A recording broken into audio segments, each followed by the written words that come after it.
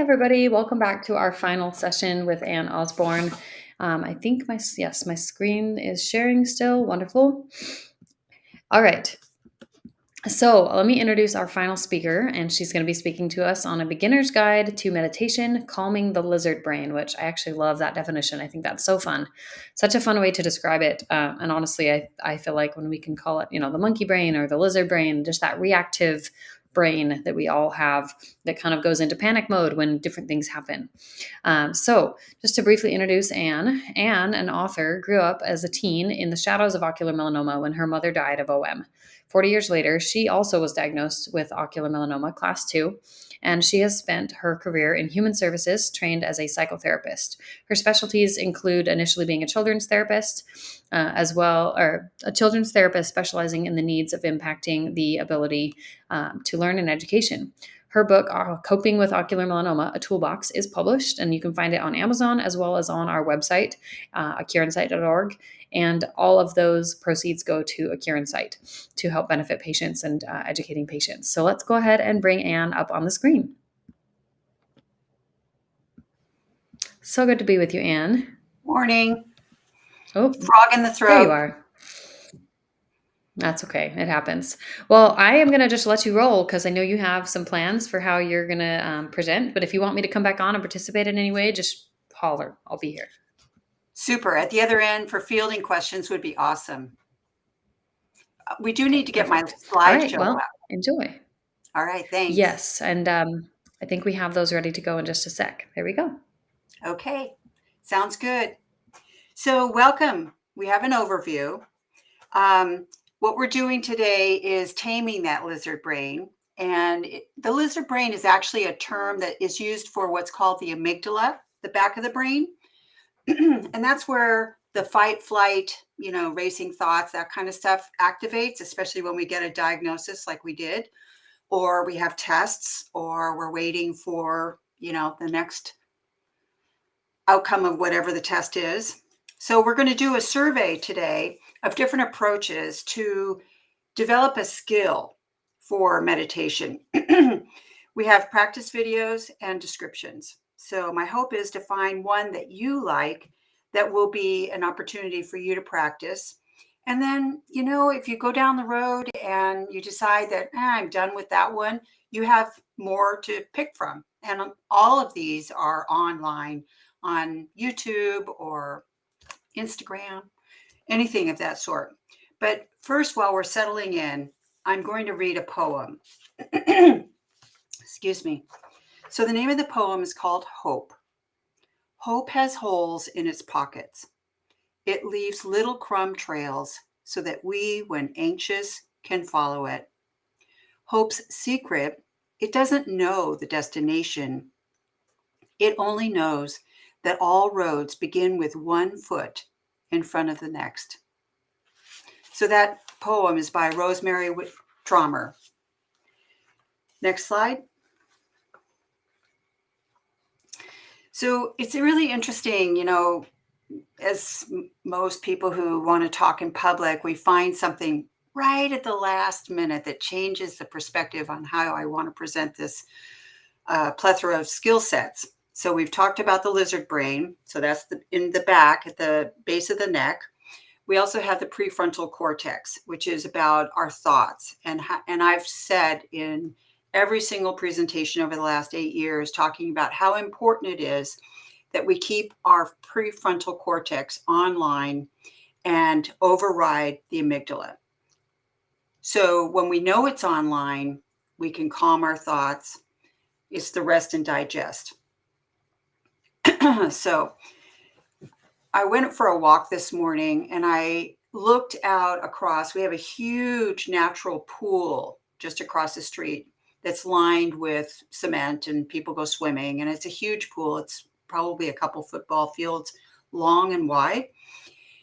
And I was looking at it, and of course it goes over a dam where there's rushing water. And I was looking at the pool and thinking about how calm naturally that pool is, which is like our mind. The mind itself has a deep quality of resonance and peacefulness. It's the different senses, the 5 senses that come in that we make thoughts and meanings out of that affect the mind. So we get distracted. Oh, I really like, I'm walking downtown. I really like that coat. That would look really good on me, but I can't afford it. And so my mood goes down. Or then when my mood starts going down, then I start spinning with other negative thoughts. But here today, we've got skills to approach us, develop a skill so that we can be mindfully present. And so I'm going to talk about being mindfully present. Next slide. The 4 stages of this presentation. When someone wants to learn how to calm themselves, we work with their attention and their amygdala not taking over. So let's find out what happens. We're going to watch a short video and taste how quickly the thoughts start interfering with our best efforts. Next slide. Let's go ahead and start this video.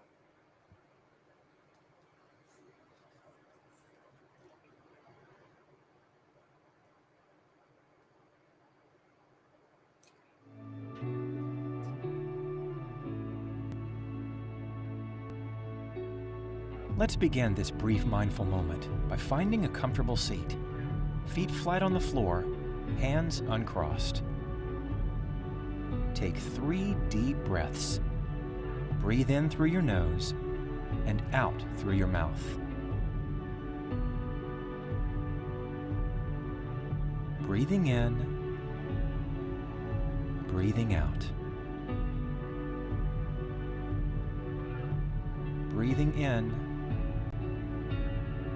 breathing out. Now we are going to practice a mindfulness activity called mindful eyes. Various objects around you. Notice their shape, their color, their texture. Now notice the space between them, the light and the shadows, the brightness or darkness of the surrounding space. Maybe even notice something you have never seen before.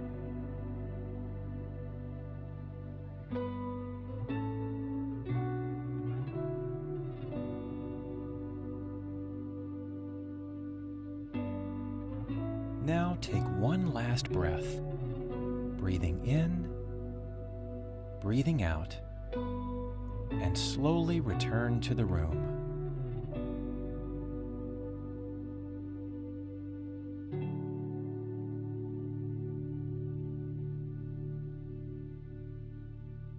Next slide.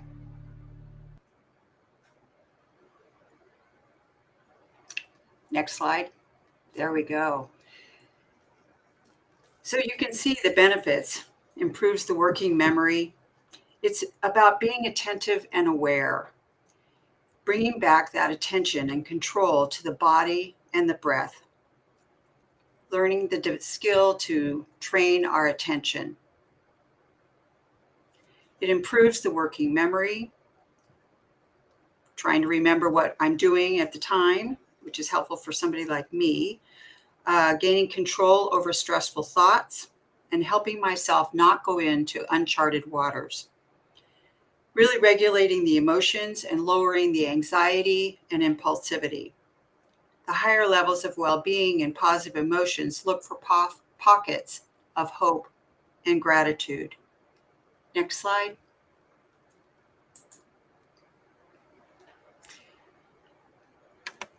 The simple focus on the breath and bringing the attention back. Notice how the mind wanders. This is the bicep curls for the mind. It requires practice, practice, practice. Next slide. We are getting the prefrontal cortex to keep the amygdala, the lizard part of our brain, the frightener, to stay in touch with the here and the now. There was a wonderful children's book that I read to children often about the more that we practice being able to bring our frontal lobes online and stay in the here and present and look for those pockets of hope and gratitude, the smaller, the less grip the amygdala has on us. And those kids loved the book. Next slide. The increased self-awareness reduces cortisol, that negative, edgy hormone that's in the body, and it enhances the immune system and the mood, and we gain control over stressful thoughts. Next slide. So the practicing of mindfulness is staying in the here and now. So that is what mindfulness is. These are exercises to practice that may be helpful to you. What we're wanting you to do to try a technique is to practice brushing your teeth. I know you do it every day, at least twice. And taking in the 5 senses. The taste of the toothpaste, the smell of it, the sound of the bristles, the visual.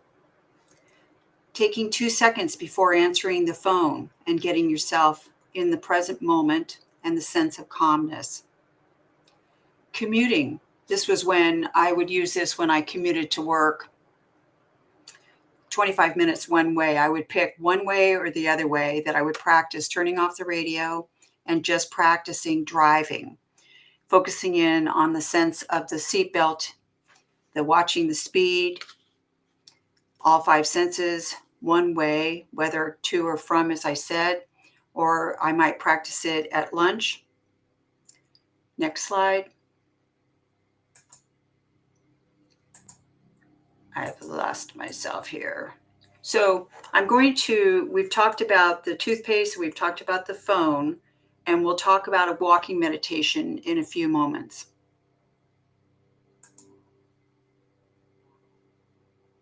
Next slide. The mindful meditation. Next slide. Bears repeating. It's the 5 senses. Taking a set period of time each day to focus on being present, often with the breath. Next slide.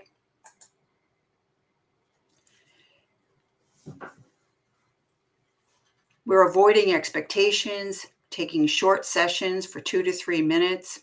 Next slide. And then lengthening them, a quiet place, a comfortable sit.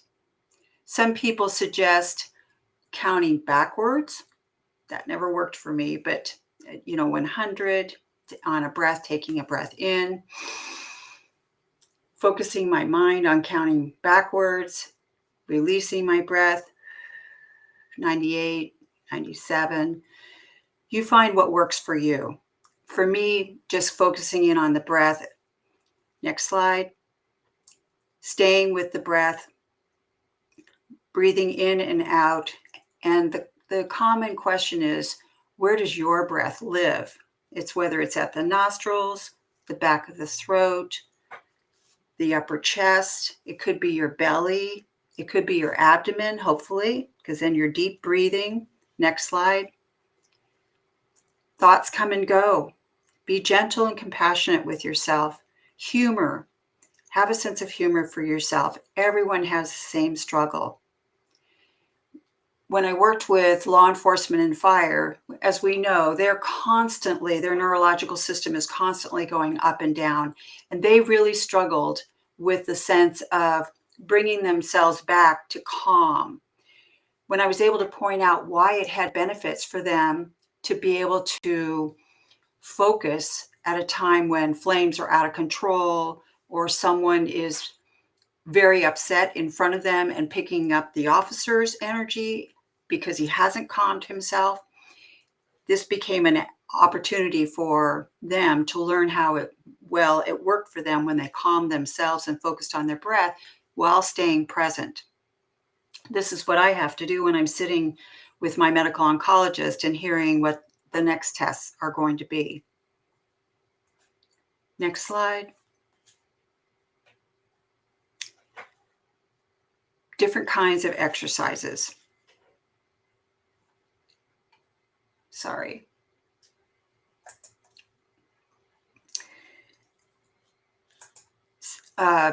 this next slide is an exercise on focusing on 5 senses.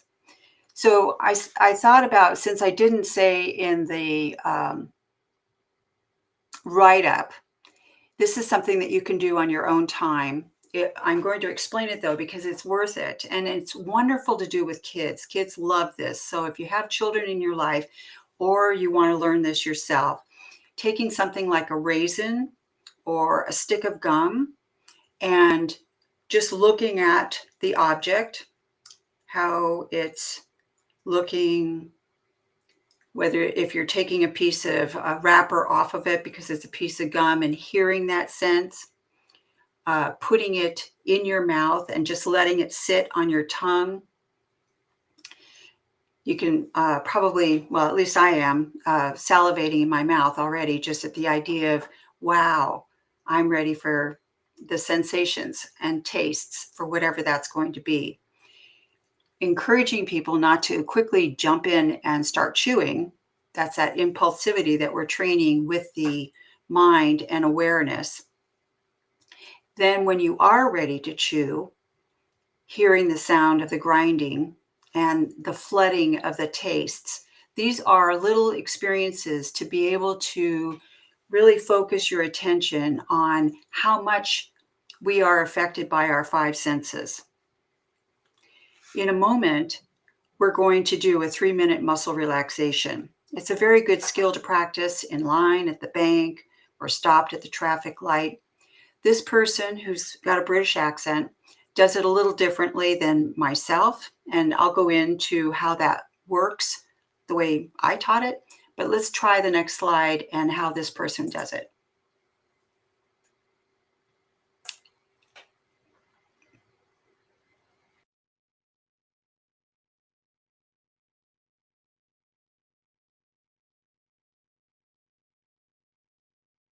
Welcome to today's mindful moment, a short body scan to let go of any tension and reset.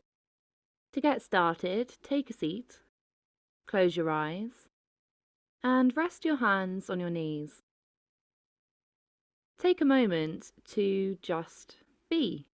We've got nowhere to go and nothing we have to do.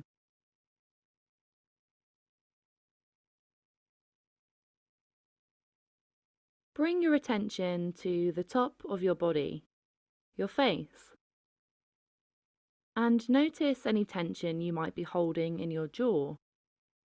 Let it go. Moving down to your shoulders, let them hang free. From your shoulders down into your arms, let go of any tightness in your hands. Take your attention now to your stomach. If you're holding any tension there, let it go.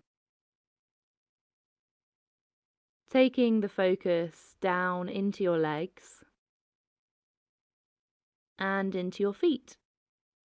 Let them hang free.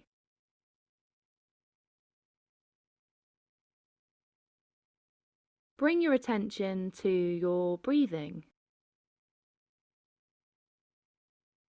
Noticing where you feel it most in your body as you breathe in and out. Perhaps it's the air going in through your nose, or as your chest and stomach move with your breath.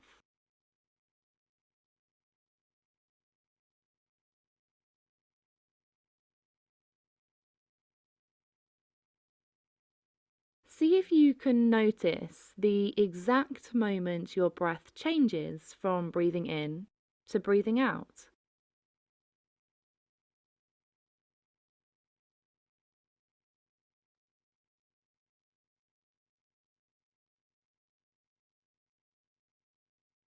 Gently bring your focus back to your body on your seat.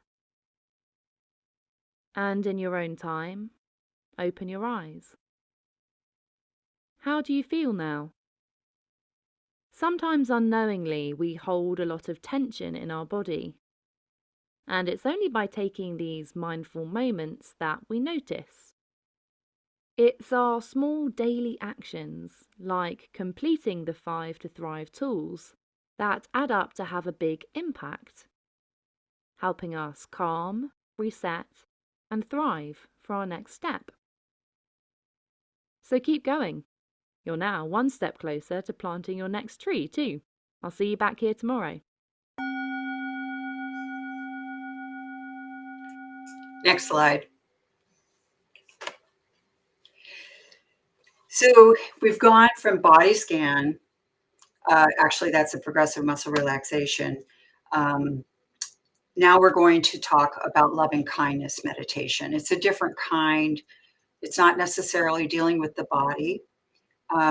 People say these phrases in groups. Some people have learned to say these phrases for themselves. I put actually some phrases to a little song, and I've sung it for years just because it becomes my background music. So that when I'm anxious or I can't sleep, I can sing these kinds of phrases and they calm me. So this is something to consider. There are groups here in the United States who do loving kindness meditation. You may have some in your community. It might be something that you can look up. You can either look up under loving kindness meditation. It's also called Metta, Metta. Next slide. Let's try a short dose of the loving kindness meditation and see if that works for you. I think that beautiful picture is probably on a beautiful coast. So again, having the ability to have eyes that we can see other people who are helping us. So I see with loving eyes and they see loving eyes towards me. That helps get my frame of mind. Don't worry about not being able to get it. We can just leave it as a picture. So the other line that I have found very helpful in using loving kindness phrases is having what's called equanimity. It's a big word in mindfulness and in meditation, and I'm still working on it, to be perfectly honest. It's about that level mood, and as long as I've ever meditated and as many retreats as I've ever gone on, if my husband was sitting behind me, he would be rolling his eyes because I can fire up faster than fast. And I don't know about you, but I'm really working on my quality of life 10 days before the next scan, just so that I can have more of a sense of that level mood instead of being all tense. And even though I don't have it in my mind, I have it in my body. And so other therapists would say, oh, it's triggering off other memories that you've had experiences with trauma. The long and short of it is, I want the quality of life of every day that I have until other things change, as our former speaker had said. So you can look this type of meditation up online, and there's many that you might find helpful. Next slide. The entry point into focus. So the focus is the excellent concentration training and builds the strengths of the prefrontal cortex. We've moved on to that. There you go. Thank you. Focusing in on, this is the one that I did in my own home. And rather than try to run the next video, I'm going to just have the video show the picture and we'll turn the sound off if the picture will come up, because I think it's an important opportunity for practicing. So again, is to focus on an object, anything that will help you become comfortable sitting, allowing the thoughts to come in, and focusing back on your breath and releasing the thoughts as they pass by. So let's move to the next slide. Let's start it. If it doesn't, I don't want to have any sound. So what the point of it is, how I began, because I started before there was internet, um, is having a candle that's lit. So I'm going to go ahead and talk over whatever is being said because there's nothing being said. And then we'll just turn it off and move on. So the candle, oh, that's nice. The candle being lit, the point of it is being able to have it at desktop or, you know, right in front of you. I sat on the floor to look at the object so that it was right in front of me. And what I found very helpful was watching the flame, and I would go to the wick and then I would watch how the flame moves and coming back to just stabilizing my sense of staying present with the flame. What I found very interesting to me after, I don't know, 10 days, 2 weeks, was that I could think about that flame throughout the day when it wasn't available to me and feel myself calm. And that's the opportunity that's available to us when we develop a skill of being able to come back to the present moment and not be deflected. And again, that's controlling the amygdala, getting the frontal lobes to stay on board so that we can be in that parasympathetic nervous system where we're resting and digesting. So let's go ahead and move on. I have to quickly look to see if it's the same slides I'm looking at. So these again are different approaches, the walking meditation. So the walking meditation is basically picking an area, it could be outdoors or indoors, where you walk about 10 to 12 steps. It doesn't matter the number of steps. And this is something that people do in meditation retreats. I thought I would just introduce it to you, whether you do it or you don't, at least you'll know what it's about. In meditation retreats, they alternate between sitting for 45 minutes and then walking for 45 minutes. And what people are doing in this walking meditation is taking the same 10 to 12 steps, practicing lifting each foot up very slowly and reaching it out and putting it down, and then picking it up and reaching very slowly and putting it down. And the point of it is to be able to hyper focus on what the sensations are in walking without thinking. Now, we all walk already without thinking.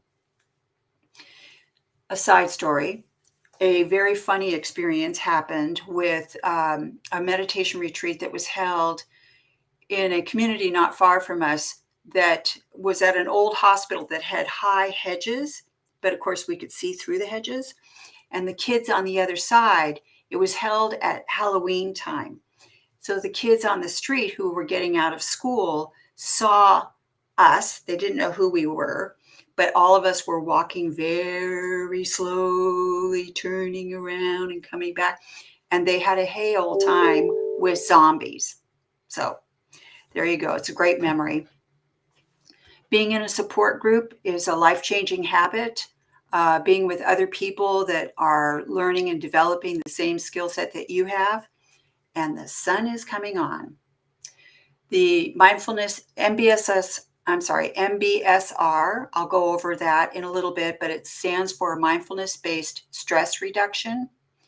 And there's 3 components to it. It's developing a skill for meditation, developing a skill for a body scan, and it's developing a skill for yoga. The whole program started back in the 70s. You can get a library book out called Full Catastrophe Living by John Kabat-Zinn, Kabat with a K, and he explains, he took on all these patients that had intractable pain. And so that was the program he developed, and people began to feel a lot better without pain mitigation. Next slide. The walking meditation I've described. Next slide. So This slide here, regulating attention. The gentleman's name is probably too small to read on the slide. Dan Harris developed an app called 10% Happier. And Dan Harris is a presenter on the news, and he had a panic attack online on television. And so that was his wake up call to get it together and figure it out. So what he did was develop an app for learning how to meditate. And I didn't see it this January, but I know it's happened in the last 3 years where he'll do a 21-day challenge for 10 to 15 minutes. You listen to a speaker that's big in meditation from around the world, and then you sit, and the person will talk you through 10 to 15 minutes of the meditation, just like what I was doing with the candle, about coming back to your breath, staying present. So that may be an app that would be available to you if you choose. Some people use the first, I think there's 10 slides that are free, and then you have to pay. I've never paid, so I don't know. Next slide. For those of us who are working, there are a lot of attributes to meditating. I just spoke of Dan Harris. Something that I didn't put on this that I recommended when I was in the office seeing people is doing what's called a mnemonic device, something like a little blue sticker, a blue dot, a red dot, a sound of a bell. The whole point of it was that you put them around your office, and when your eyes came upon it, it's much like the phone call. It was like, okay, take a deep breath, calm myself, get present to myself and my body, and then go on from there. Next slide. These are ways that you can also meditate at work. Something I also didn't say is I put it's a free app you can get for your computer, a mindfulness bell that you can set the time as to how often it'll go off. I set mine every hour because I was seeing clients through the day, and sometimes it was a welcoming me bell, or sometimes it was a departure bell. So again, that was a way to be able to relax self before going out into the world. Next slide. So now we're going to go over resources. Next slide. So I'm going to read these to you because I appreciate the fact that they're very small writing. So the mindfulness-based stress reduction course is an 8-week class. You can ask your doctor or your nurse practitioner or physician's assistant for a referral. If there's one in your local community where they charge, you can get your insurance company to pay for it. One of the people I talked to in a group that I'm in said that it's under the group therapy code. And some places charge for the first session. I just don't want you to get a charge that you didn't expect.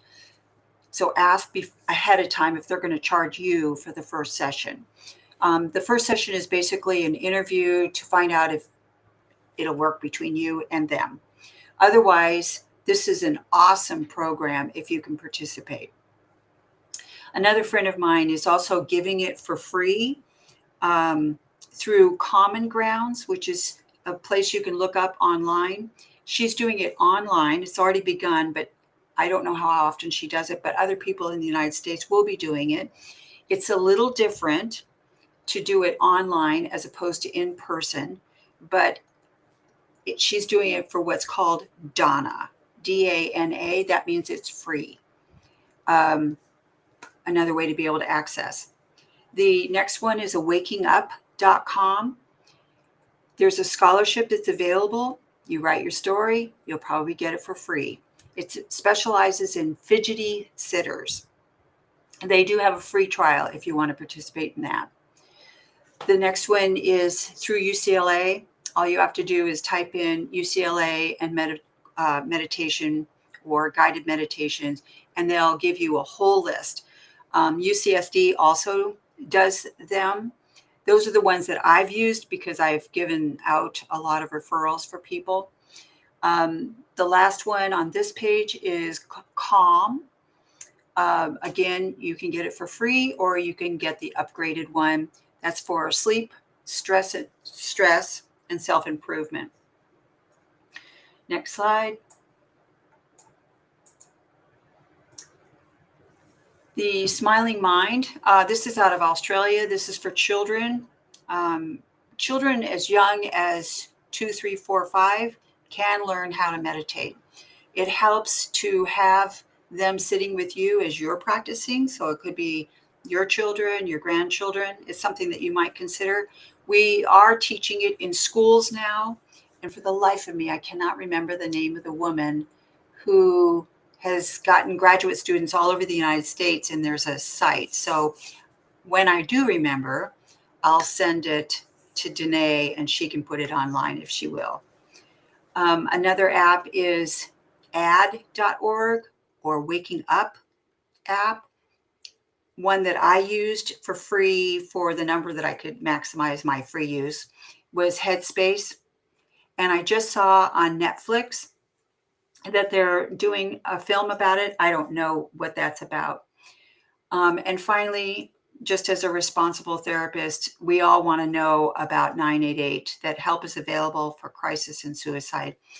The biggest thing that we're realizing, not only in this organization, but across the United States, is that people are lonely and feeling isolated and that they are overwhelmed, whether it's about financial issues or lack of friends.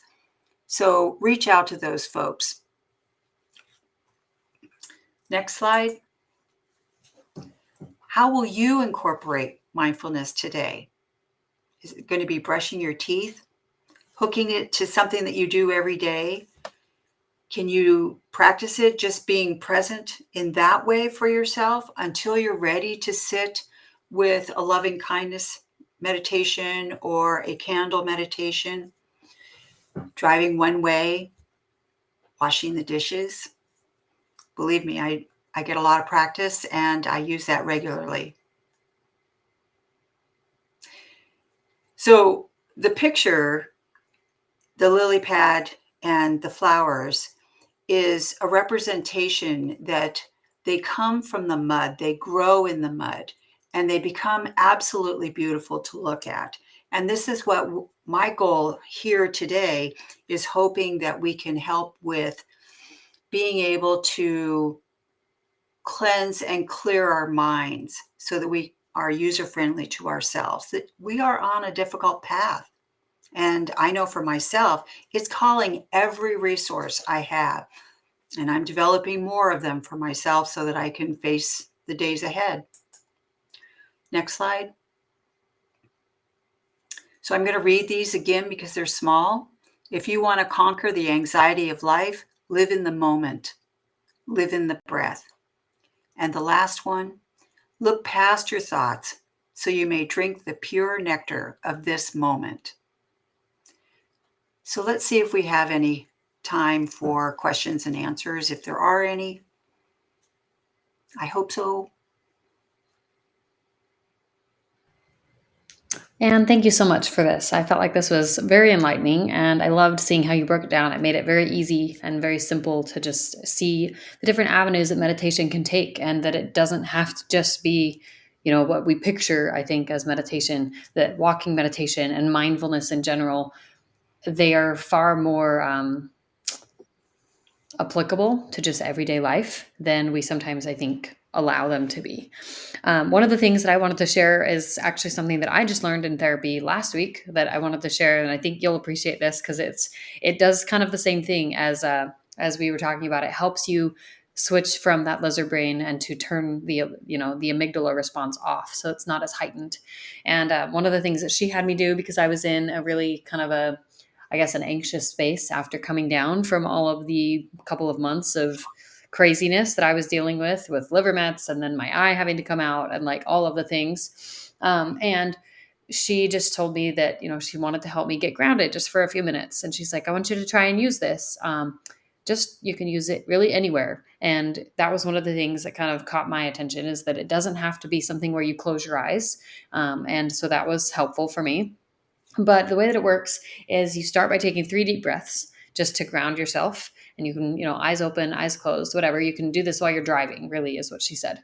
But you take 3 deep breaths just to start. And then you look for and you name out loud, if possible, 5 things you can see. So we're going to it's kind of going back to what you said about the senses. You find those 5 things you can see, and then you move on to 4 things that you can touch. And if you can, you physically touch those 4 things, whether it's, like my eye patch, my glasses, my hair, my necklace, like anything close by, but it could also be like something near your vicinity. And then 3 things I can hear, and then 2 things that I smell. For me, that was I smell my deodorant. What else am I going to smell? I smell the deodorant and the smell of, I don't know, the laundry detergent on the sheets. And then 1 thing that I can either taste or that I remember tasting.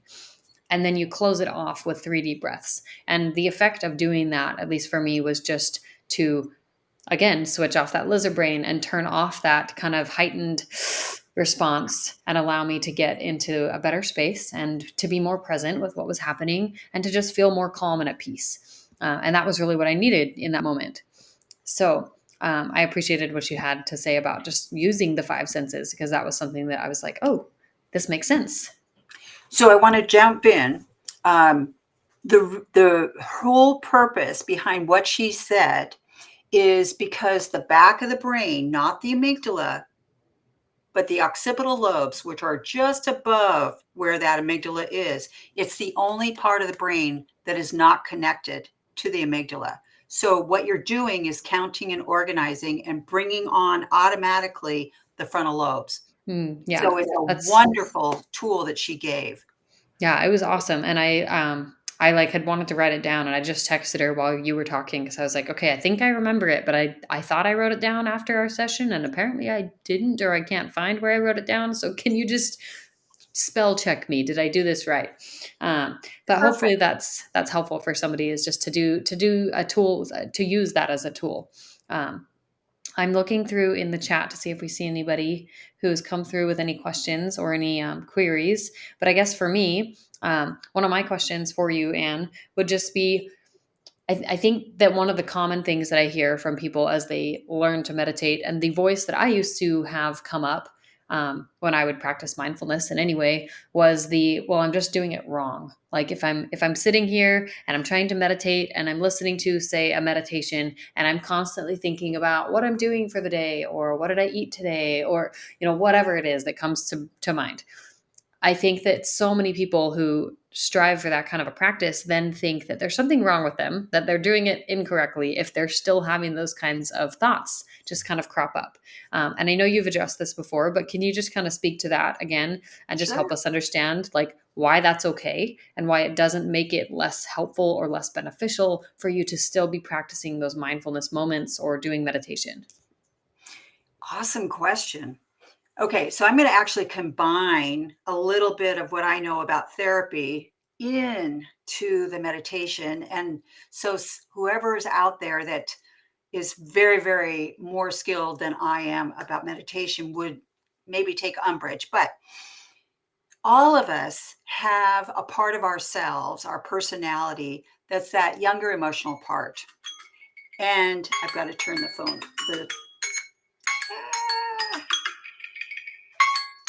Sorry. The younger emotional part is just trying to help us out. It just doesn't recognize that the adult has it. And the adult is the part that is capable of sitting there, trying something new, is anxious about whether or not we're doing it right. And that's just part of the process. That's that whole fidgety thing. Like one of the examples I was going to put in, and I didn't, is the little pee pad. And one of my buddies was like, well, what's the deal about the pee pad? And I said, well, every time you bring the puppy back, you're trying to train them how not to pee anywhere else. That's it. That's what we're doing. And so every time a thought comes in of judgment or fantasy or whatever it is, that's just part of the process. The brain emits thoughts. The liver emits hormones, right? So it's just doing. So we're just responsible for not catching the train of thought and coming back to just our breath. So the train going across. I can't hear you. Oops, I was muted. But just I like that visual of like, okay, it's just a passing train, and just because I see it doesn't mean I have to get on it. And I think even if you do start to like put a foot on the train for a minute and you start to board the train, to then realize, okay, I don't have to be here. I can just go back to breathing. And I think one of the things that helps me during meditation when I'm feeling like my thoughts are kind of spiraling a lot and I'm having a harder time zeroing in on just the physical breathing is to pair the meditation and the breathing with some kind of a physical touching.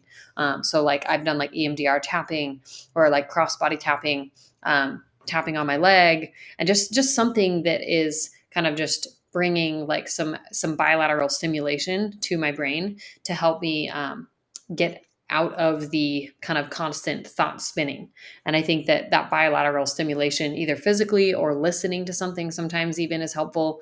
That is like a bilateral meditation, like where it has like a different sound in each ear, and it's actually really, I like how it feels. Some people don't like it, but I like how it feels to have that bilateral stimulation to help me just focus on breathing. So you remember the bicep curl thing? Every time that we get off that train, we're strengthening our ability to be mindfully present. So it's not that we get on the train that is the problem. It's about getting off the train and coming back. And so the information that I gather for myself when I'm sitting in the morning is if I've got a lot of chatter, I use that as information for, okay, today I just need to be aware of what's going on, and I need to be more aware of being less impulsive. It's just information for us. It's like they use the sky as a meditation with the clouds. Well, the sky is the backdrop. The clouds going across are the thoughts or the mood that are being affected by those five senses. So there you go. Oh, that's such a good point. Such a good point. Well, I didn't see any questions come through, so hopefully, as we have people front those, if they listen to the recordings or things, anybody who has thoughts, suggestions, ideas of mindfulness practices, things that help you, please share those. Feel free to share them in the comments or just share them with us, and we're happy to share those with others. But thank you again, Anne. Do you have anything you'd like to say in closing as we close out? Thank you so much for the opportunity to do this. I don't get feedback as to whether it's wanted or not, and it helps me become a better person myself, and I feel like I'm contributing. So thank you so very, very much. No, we are so grateful for you and for the many ways and avenues of resources that you've been of service to patients for so long. And it's been, I mean, you're such a gift to the community. So thank you so much. Blessings. Have a good morning or afternoon. Yes, I guess morning, afternoon, the rest of the day. Yeah. All Take right. care. Thank you. Thank you. Bye-bye. All right, friends, as we close out, just going to move over here. Let's just say another special thank you to our sponsors. So thank you again to Castle Biosciences, our presenting sponsor, and Immunocore, Trisalis, Life Sciences, Aura Biosciences, and Delcath Systems, Foghorn Therapeutics, and Replimune. We really would love to have you guys connect with them. We're hoping to help you get to know them better throughout this year through the podcast and through different avenues of connecting in different events and things. So as we have events and we have people from these organizations online, please get to know them, ask them questions, ask them about their trials for uveal melanoma that they have or are working on. It's very valuable for us as patients to weigh in and give input and give feedback to these companies. They really value it.